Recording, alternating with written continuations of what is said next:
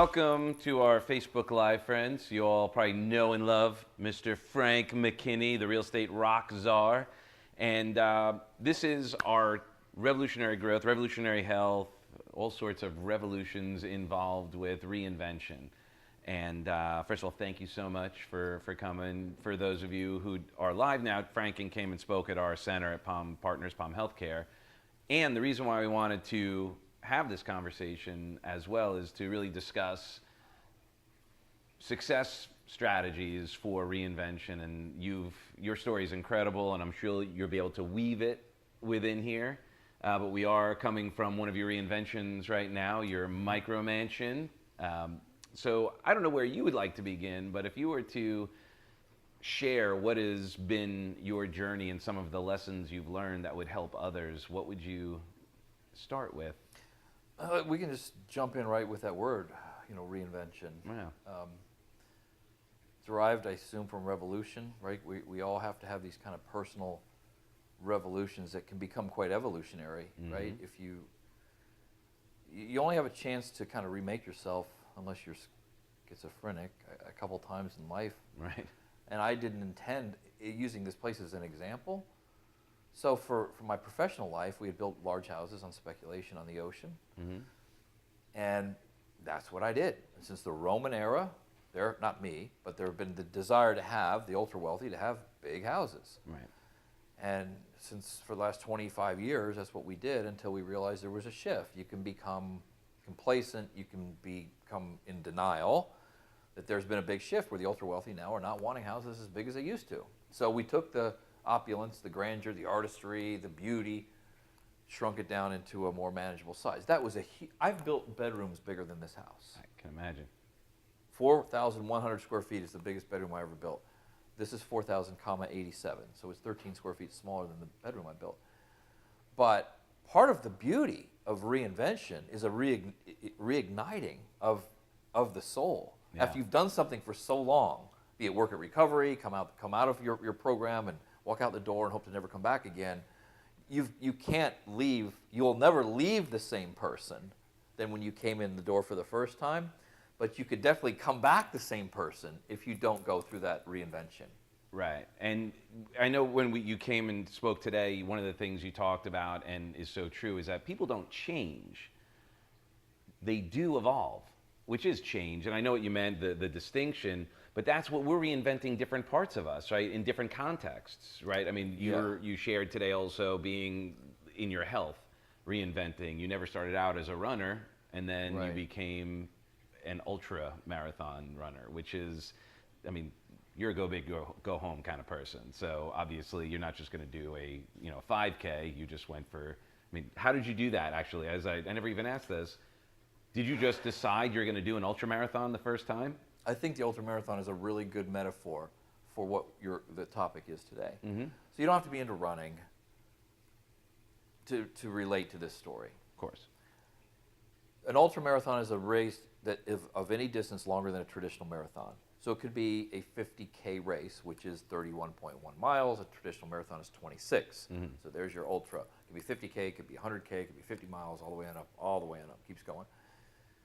When I had this opportunity lay itself on my heart to participate in, or to even fathom participating in this Badwater Ultramarathon, which according to the National Geographic, it's not my claim, it's their claim, is the toughest foot race in the world. It's 135 miles nonstop through the Death Valley Desert in July, where the daytime temperatures are 125. The pavement temperature, because you're running on a road, is over 200 degrees. Matter of fact, we saw a German crew stick one of those things you check your turkey temperature in at Thanksgiving. It went right into it. It went into it and it came out at 206. You could fry an egg on it. I've seen people fry an egg on it. So, I learned about this race. I had it insurmountable, incomprehensible, impossible, lay itself on my heart. I had two choices: to believe that it was those three things, but others had done it. So I hired a coach. And I'm not a really good coachable person, but I knew that if I was to get to the start line, let alone the finish line, because you have to be invited to this race, invitation only. It's 100 people invited. This year there'll be 25 countries represented in those 100 people. Oh, wow. That's how international the field is. I needed a coach to get my resume built so I could apply It's like applying to Harvard or Yale. It's really hard to get into. I did, and one of the things she taught me, because I just thought, I mean, think about it, 135 miles in that heat for that distance. Yes, you're running. On purpose. On purpose. You're not running away from somebody. Right. You're moving, constantly moving. A good mantra is relentless forward motion. Yep. I'm always moving forward. Even if I'm peeing, I'm moving forward. I'm eating, I'm moving forward. I just still couldn't put my arms around her. She says, Frank, do you think you could run 135 miles through Death Valley? Do you think you could run 135 miles through Death Valley? The answer is no. I mean, I guess somebody's done, but no. Could you run 1 mile? 1 mile. And do that 135 times. So in Reinvention, and something as significant as this metaphor called Badwater, when I broke it up into something really small, so the race itself, there's 6 checkpoints. Mile 17, mile 42, mile 72, mile 90, mile 122, and mile 131. I race 6 different races. Wow. Sometimes I'll wear a different pair of shoes. I'll change my clothes. At mile 90, I put pajamas on. Back that up. Mile 72, I put pajamas on. Why? Because I'm a day into the race. So I kind of tricked my mind into thinking, it's over, the day's over. I put pajamas on for like a half an hour. I lay down. I'm like, okay, time to go. That's the way you kind of, if you break down anything significant like that into smaller pieces, it becomes doable. I mean, when we use the term how to eat an elephant, right, 1 bite at a time, sounds like a cute metaphor, but you just broke it down in a way that, 135 1-mile races. 1 mile race, one mile at a time. And there are actually mile markers. Now, if I count the mile markers, I'll go insane, right? I'm down 135, 134, 133. And I'm statistical and analytical as it is. That's why I take my watch off. I can't be, I look at the sun to gauge my time. But, in recovery, or for people who have gone through recovery, I think the easiest part is the time that you're in the facility. The hardest part is getting in the door for the first day, right? And then what you do on the day 1 through infinity after you've left there. Well, that's obviously why they say things like 1 day at a time. Just take each moment as you can. You shared something also interesting strategically. Like, one of the things we talk about are the 3 pillars of transformation, right? State, like the state that you're in, your emotional state. So I'm going to hallucinate that in order, and I use that word, humorously on this level too, because you shared that you had experienced some during the race. But I guess when I use that word, it's also projecting. I'm going to guess that state management was key in everything that you've done, like to build, when you shared your story from starting with $50 in your pocket to buying your first property to sharing when you liquidated and started over again, would also relate to the Badwater and everything. Is how do you manage your state strategically? What are some things that you've done to be sure that you are congruent in being in the state to take each step, each bite? When you say state, you mean like state of mind? Mm-hmm. Okay. Yeah. Well, one of the things I shared today was creating my own reality. Right. I think that's really important. I mean, we have reality forced upon us in so many ways, shapes, and forms. Yeah. Television, technology. I work from a treehouse. I've written 5 books in 4 genres, all from the treehouse. The house you see here was designed in the treehouse. I don't like to be surrounded or distracted, I should say, by periphery. Right. And that's really important. You don't have to be artistic to, having to have a space where you're free from that distraction. That has always kept me in kind of, since I built the treehouse 15 years ago. I hadn't written a book until I built that treehouse, and I've written 5 since. Wow. So I think the lesson for me was, I built it, I created a space that drew out my creativity, my ingenuity, and I think everybody needs that kind of space, But you didn't have the space, the treehouse, when you were running. So how did you manage your state for that? And I heard you say mantra, like... Yeah, relentless forward motion. Here's the other thing that and this is more of a biblical thing, but there's a season for everything in life. If you read Ecclesiastes, it talks about the season for laughter, the season for sadness, the season for joy, season blah, blah. It goes all through the seasons. When I'm in that race, Doug, it is a metaphor for life. There's extreme highs, euphoric highs, and then 10 miles later, I could be bawling my eyes out because I feel like and I've got another 70 miles to go, and I've already got blisters on the bottom of my feet. Wow. So what I've learned, though, is with faith, patience, and the passage of time, those low points pass. Unfortunately, so do the high points, right? Right. And as long as I can endure, like last year in my race, I've run this race 10 times. I've finished it 7 times. But what most people don't know is I failed 3 times in a row. 12, 13, I skipped 14 or 15. I failed 3 times in a row. Am I aging out? I'm getting too old. Last year, I'm back again, trying again. And one thing I didn't allow to happen last year, I don't even know if I can articulate it. I wanted to quit so many times, and I had all my meltdowns and problems and issues, but I never let my mind cross over. Like it wanted to, and it was ready to, and I take my shoes off and throw my glasses down, but I never made that crossover. So maybe for somebody who's gone through recovery, you know, you've crossed over, you're sober now. Don't ever allow your mind to cross back over. Remember that analogy I gave this morning about, you know, Schwarzenegger holding your head underwater? Yeah. Like, how bad do you want to breathe? Right. And if you want to breathe bad enough, you'll push Schwarzenegger's arm off your head, and you'll breathe. You'll find a way. You'll find, and I think staying sober and being, you know, being righteous with your life can be the same way as breathing. Well, absolutely. Yeah, one of the things we talk about a lot is killing the monster while it's little, and that's essentially what you were sharing. What I see is by not letting it cross over. That's letting the monster get bigger. It's pulling the weeds before they take the garden. That's so hard to do, but that's a good one. Like, I've never been through a recovery. I kind of wish I had a program like yours, you know, when I was a teenager, but they didn't have it. That is really important because today things can grow out of hand real quick. Everything's going quicker. Yeah. So much faster. So when you apply all of those things outside of running, I'm sure when you made the decision to build this, that was a huge change versus what you were used to, and you're taking a risk because it's new. This is a reinvention of a way to provide a beautiful place to live and meet the needs of your clientele who have a particular thing. How do you manage even building and making the decision before you I'm sure had monsters in your head, the little internal dialogue going, I don't know about that. Yeah. And I'm going to also guess that people from the outside, maybe some people who you trust or whatever, like, dude, I don't know. Right. How do you still push through knowing that you have that inside that could still grow?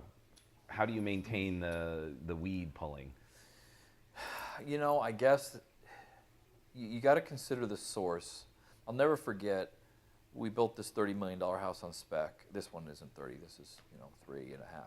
But we built this $30 million spec, and being uneducated can be somewhat intimidating when you're up against somebody who's really educated, even if you've been successful. Right. At least for me. I have a real, like I was asked to be on a board of governors for a university once, and I was honored, but I was so into, like, I'm going to sit on a board of governors. I went and bought a suit, got a haircut, and I walked in like, where's Frank? Like, what happened to you? Why did you do this? We want you the way you are, you know? But sorry, question? I got tangent about there. Killing the monster while it's little with changing, you know, the voice inside your head that may have been telling you, oh, I don't know, who's going to want the... Oh, 30 million. Okay, yeah. Sorry. So yeah, the source, I was told when we built that house, a guy from MIT was quoted in this article in the USA Today saying, there's no market for a $30 million spec house. There's no buyer for it. That, and this is all his MIT education could buy him, that young man, at the time I was younger, will be dumpster diving in a year. Like, you couldn't come up with something better than dumpster diving after getting educated at MIT. I'm like, oh my God. Oh my God, what if he's right? I'll be out a dumpster. And then, yes, it started going, which pushed me even harder to succeed, not to prove him wrong, but it's like, okay, what if they're right? You know? I just watched the movie Case for Christ. You should go see it. It's like, okay, you know, atheist versus Christ. Well, what if it is right? You know, what if there's Christianity? What if he's right? And I went out and busted even harder, and I ended up selling that house in a relatively short period of time.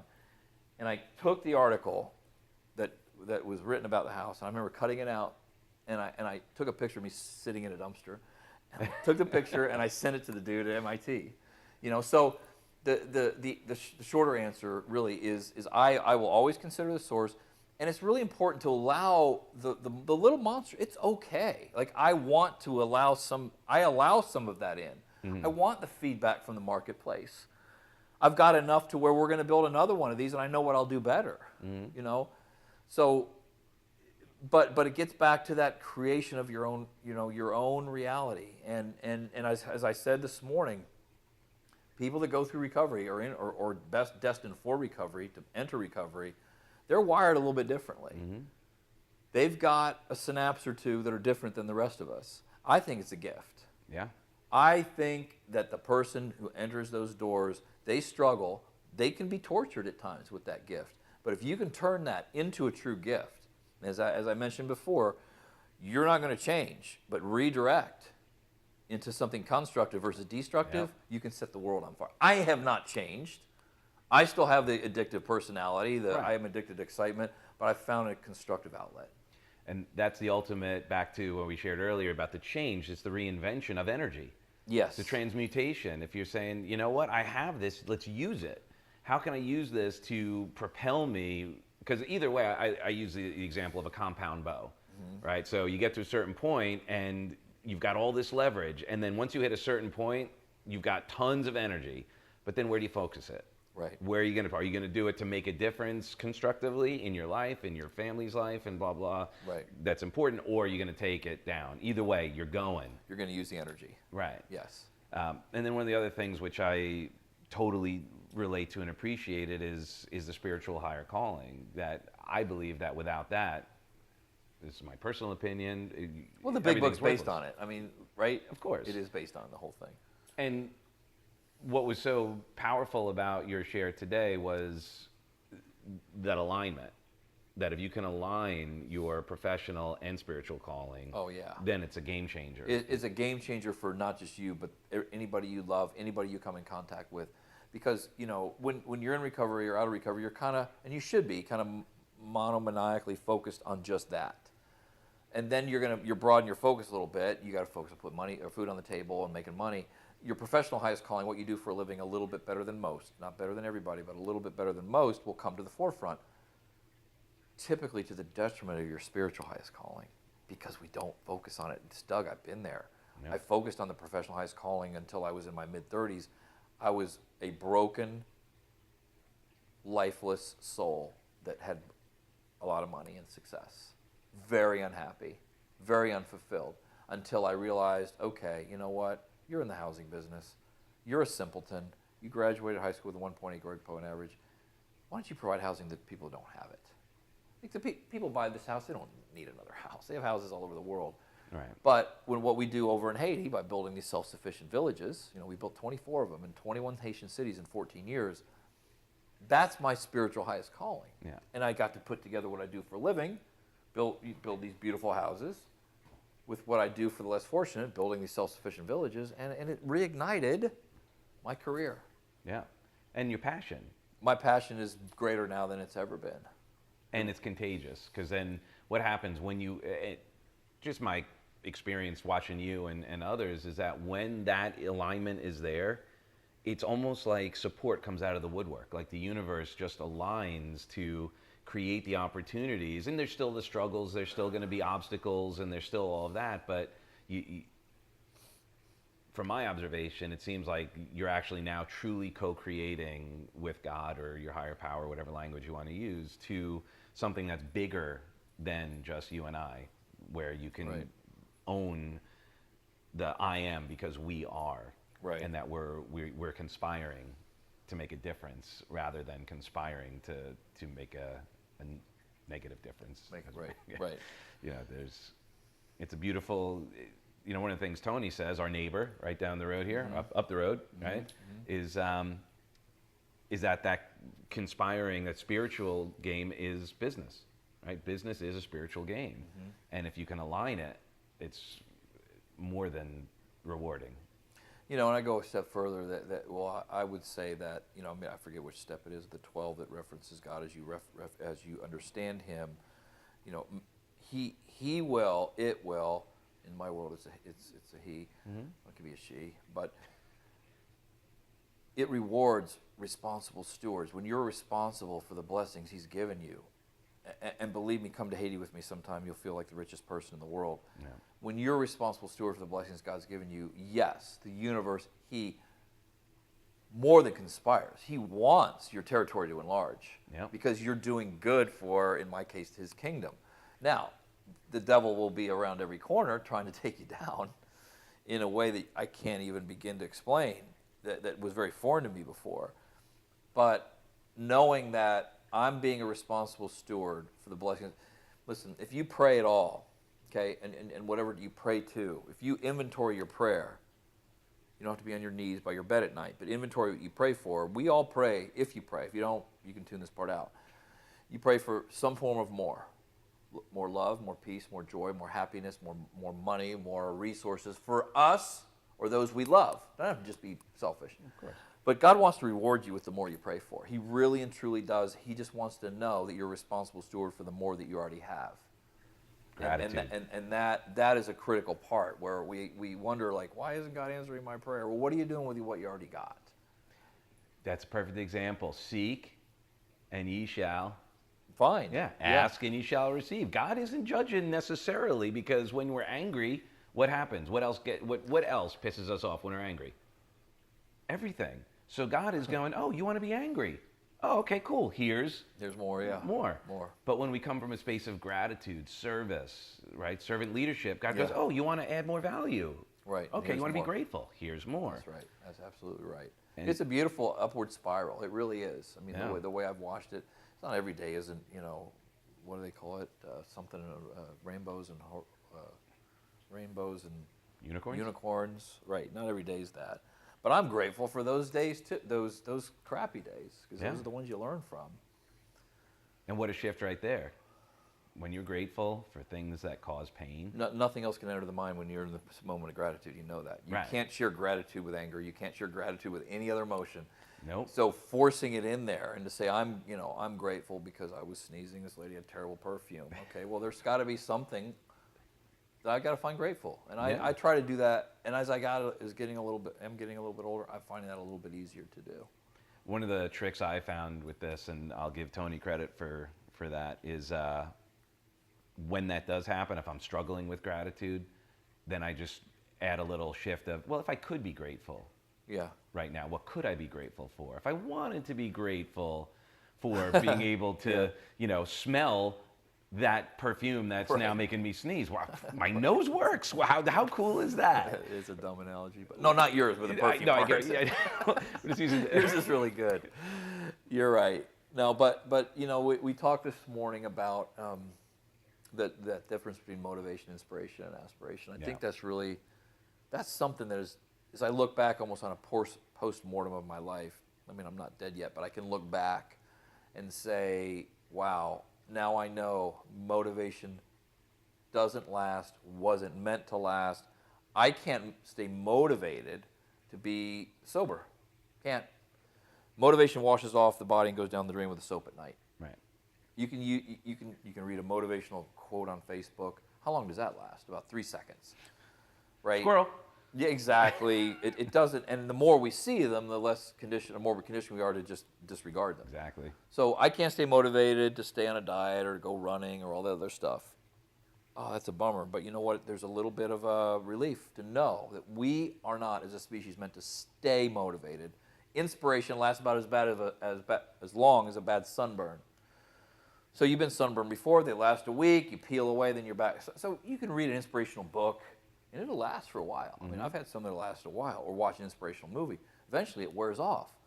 Oh, wait, Frank, you're bumming me out. I can't stay motivated. I can't stay inspired. Then what is it? It's aspiration. When you identify something that's really greater than you can comprehend now. I aspire to blank, which is greater than I can comprehend now. That's actually the third thing. The first thing, who do you aspire to emulate? Yeah. It's such a fun exercise. It can be a fictional character. It can be somebody you look up to. It can be Tony Robbins. It can be, in my case, Rich DeVos. What legacy do you aspire to leave behind for your family, for Ellie and for Heidi? I mean, that's a question. If you answer that every day of your life, you may lose motivation or inspiration, but that aspirational endeavor or undertaking you'll never lose sight of that. Yep. Yeah, we use that. You brought out today and the purpose, like why? Yes. That's everything that I've been sort of basing my life on and noticing, even in right now, let's use the example of politics, right? As polarized as that is because the aspiration part, the purpose part, is missing. Yeah. Right? People are getting too fussy over process. Like when you went to even build this house, did it go exactly the way you wanted it? Or did you have some obstacles in the way? Did you have like bad water? Did that go exactly the way you wanted, or did you have obstacles? But when you have your aspiration, when you have your purpose, you leave it right you're there. flexible over process. Yes. Whatever it takes. We'll But figure that out a stays way. there every day. Laser focus. It's just, yeah, I like that word monomaniacal, because that, you know, so getting this thing done, yes, it was late. It was a couple months late. It was a little over budget. These things that go along with an imperfect profession called real estate or building or what have you. But knowing that the desire to create this market, micro-mansion, it's an oxymoron. Those two words together don't even really work. Yeah. But to create that was always at the forefront for my wife and myself. And contrary to the naysayers, you know, well, isn't a micro-mansion just a small house? That was a great one I saw somebody saying. I'm like, not necessarily, because you take the beauty and the grandeur of the opulence and you just shrink it down. You won't find finishes in a house this size anywhere else. That's the primary difference. So my buyers are used to this kind of finish. Right. I don't have a monopoly on small houses, but I have a monopoly on the finishes that are in this small house. Right. Yeah, and it is gorgeous, by the way. Just to take a quick walk around, it's amazing. Just Thanks. That countertop is insane. The sink in that bathroom, like the Starfire glass. Yeah. Was that all custom? Like Yeah. did you? Yeah, that countertop, I'll show you when we're done what we did to do that. It's something else.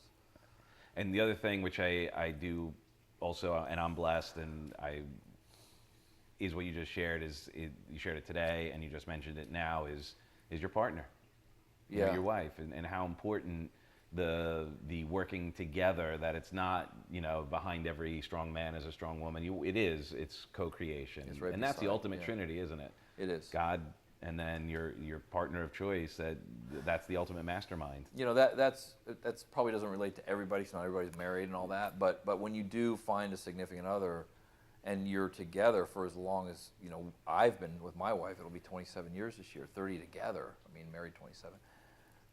That takes a lot of work, right? And you know, when you're, for her, you know, being married to probably the only functioning multiple personality disorder that you'll ever meet, it's pretty hard for her to, you know, I mean, she was born to be married to me, Right. you know, and I, in turn, I hope I bring something like that to her, but it's a beautiful, in today's throwaway society, you know, marriage throwaway society, to fight for that, the sanctimony of what that represents. I mean, it's not a contract I have, you know. It's a covenant with her, you know, and I think that everybody should experience that kind of love.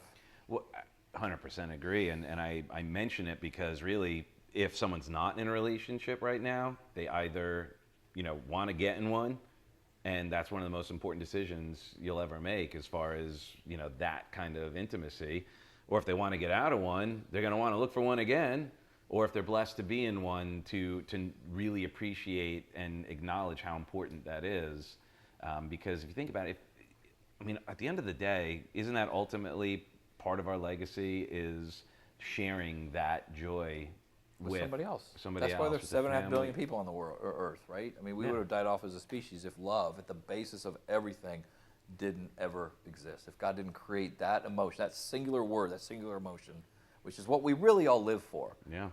I mean, if you, as I said to your group this morning, when I ask a question, you know, like, why do you want to go to the gym? And eventually you keep asking and keep asking. Eventually, I just want to be happy. And then beneath happy is really love. I mean, Yeah. it truly is, if you keep peeling away. And that one word, I mean, being in love and living in love and having that beautiful word in your life is magic. Yeah. And just think of everything that we do, depending on whatever scale. When you build this, you obviously did it with love and care and attention, and at the same time, you can deliver this opulence and have it drive the same energy, the love for all the villages in Haiti. Yeah. And it's probably more rewarding, I'm going to guess, obviously, doing The Haiti that. stuff. But, Well, yeah. I mean, it's a different level of rewarding. Like people say, don't you feel good about going over there? And it's not about hugging orphans or feeling good about myself anymore. It used to be, and I talk about my tap book, the 7 stages of feeling the tap, and now I'm getting to stage, I oscillate or vacillate between 6 and 7. But when I bring people over there who are exposed to that for the first time, that life, Yeah. and knowing that they made an impact by building a house for a family of 8 that were living in a mud shack covered in palm fronds for a roof with rodents running across the floor. You can build a house that's about half the size of this room that's concrete for $4,000, and you've taken that family out of that mud house who were eating the mud patties I talked about today. The kids were eating the mud patties. You put them in a nice house. For them, it's a mansion. And I mean, just to see the change come over people, because most of these people come on the trips for, I mean, the lifestyles, rich and famous. You get to have lunch or dinner at my house and hang around with cool people. But when we send around a questionnaire saying what was the highlight of your trip, it's never visiting Frank's micro mansion or having lunch at his house. Yeah. It's what they did in Haiti. Right. That's the ultimate leadership joy for me. Because then they're paying it forward as well, and then They become ideally disciples, and they just keep going, and it's wonderful. That's being a responsible steward. Right. Not just hugging on the orphans, but really turning people on to that whole tapped lifestyle. And ultimately, that, I guess, to wrap it up on multiple levels, is that you talked earlier about feeding someone the McDonald's walking by, or it's teaching a man to fish or feeding a fish. Right. So you have the financial remuneration of, okay, let me teach you how to build a house, let me teach you how to do that, and then you have the ultimate spiritual remuneration where you're going, let me show you how to make a difference and pay it forward, so that you are now teaching someone else how to add value in a way that actually changes the world. Yeah. Which is, I mean, I can't thank you enough for being a leader in that, because it's... Well, but I don't want your viewers to think, changing the world, this is a really important thing. I mean, your world. That's what I want to focus on. Yeah. Oh, no, But how do you define the world, right? The world, when I go over there, how do we define the world as humans? It's not a world of 7.5 billion people. Mm-mm. People say, Frank, the naysayers. Right. Naysayers, I listen to them. You can't close your ears to them because they're all over the place. When I hear them say, oh, you'll never make a difference over there. I know you want to change the world, but you'll never do it. Well, I already have. Because if you were living in one of these houses as a family, and I provided you with not only that house, but the renewable food, the clean drinking water, the free enterprise, the schooling, the clinics, the micro lending, the church, all this stuff for you to go and live your life, I have changed the world. Yeah. Because the world is perceived as you perceive it as an individual, not as a mass. Right. So I can say, yeah, man, I changed the world. Shut up, naysayer. I changed the world. I changed it like your perception of the world, one person at a time. And for a while, Doug, I didn't get that. I used to come back from Haiti, and I would not want to go out to dinner for forever. How can I go to a restaurant and pay $20 for a hamburger when they're eating dirt? I really suffered. I don't want to say suffer, emotionally, oh my God, how can I do this? Until my mentor said, Frank, I forget the saying, maybe you know it better than I, be careful not to weaken the strong while you're strengthening the weak. Mm. And I was trying to strengthen the weak, and it was weakening the strong, because it was just pulling all of my life energy out of it. Right. I was like, how can I go out to dinner? No, Frank, you get out to that restaurant tonight, and you buy the filet mignon. You need to stay strong because they need you. Well, and that's such an interesting dichotomy that we run ourselves into, that guilt for doing well, for succeeding and having these things. And it's interesting, the other day, there's this documentary called Minimalists. Have you seen or heard of it? And it was so interesting, and basically the people basically gave up everything, and that was cool. If that's what you're into, that's wonderful. And they were kind of attacking a little bit people who were successful to some degree. And then, Heidi looks over to me and goes, God's not a minimalist. God's abundant. Yeah. Mother Nature is abundant. How is that helping anybody? Right. By not showing how amazing life can be? Yeah. You know, you don't see the acorns, you know, the coconut trees out here complaining about the coconuts they make because, oh no, that other coconut tree doesn't have as many as we do. Right. But by leading by example, now we're lighting the way. And isn't that ultimately, I mean, again, to get a little biblical, isn't that what Christ said? It's true. But down in South Florida, it's because of the keeping up with the Joneses. It's tough. I mean, this is mostly South Florida people. Yeah. It isn't easy to exist down here. I mean, it's not. It's not easy to date. It's not easy to succeed because somebody's going to be more successful than you. But I have a simple approach to what you just referenced about what Christ would want. The thing about religion that turns people off is the dogma. Right. So it's kind of like my dogma ate your karma, or my karma ran over your dogma, right? But if Christ were to be here today, now the first thing when I say that, people think sandals, robe, dirt, beard, disciples, 2,000 years ago, unrelatable, but he wouldn't. I mean, he would have a colorful shirt, he'd have blue shoelaces and Superman socks, and carrying an iPhone. And so if he were dressed like that, I just kind of want to be like he would probably be if he were here today. Not preaching by a well or all this shit. I mean, he would come and he'd go to the homeless shelters and he'd do it. That's all. I mean, Jesus was skin today. He would show up and he would relate. He'd get on his iPhone and he'd have issues, but he would still try to connect to people. And South Florida is not an easy place to do because not everybody feels bad about being, has this guilt thing about being success. They're happy to flaunt it. But they're not happy, like you shared earlier. No, they're not happy inside. Right.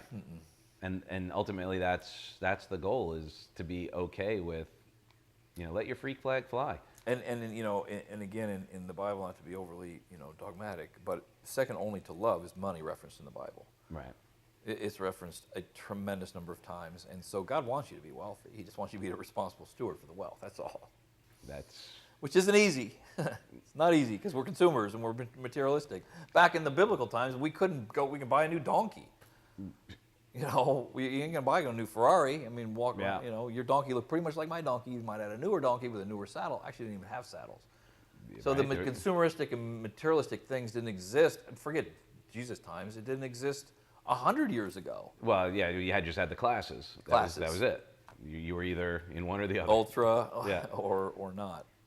And it's amazing how if we just can really get back to aligning aspiration, spiritual center, and really taking all of those into consideration, we can quiet the monster inside and add value and be okay with whatever we're doing and not be judging. That's the thing. Really, when someone's judging someone else, we know this. It's just saying more about their insecurity than anything else. So thank you for leading by example, by making such a huge difference and sharing today. I don't know how long we were going to go or if we screwed you guys up, but not at all. I thank you. Any final words for anyone here? I would say that you make sure you take risks in life. Most people that experience fear, that fear is associated with the thought of taking a risk, not the actual taking of the risk. The thought of it. The thought. So if you've bungee jumped or jumped out of a plane, it's the fear of jumping out of the plane. Once you jump, the euphoria sets in. It's over. So there's, two chapters of my first book that are really that really resonate is exercise your risk tolerance, your risk threshold, like a muscle. Eventually it becomes stronger, and you can withstand greater pressure. The problem with most is that when we think about risking, we become fearful. When we become fearful, we don't do it. We stop.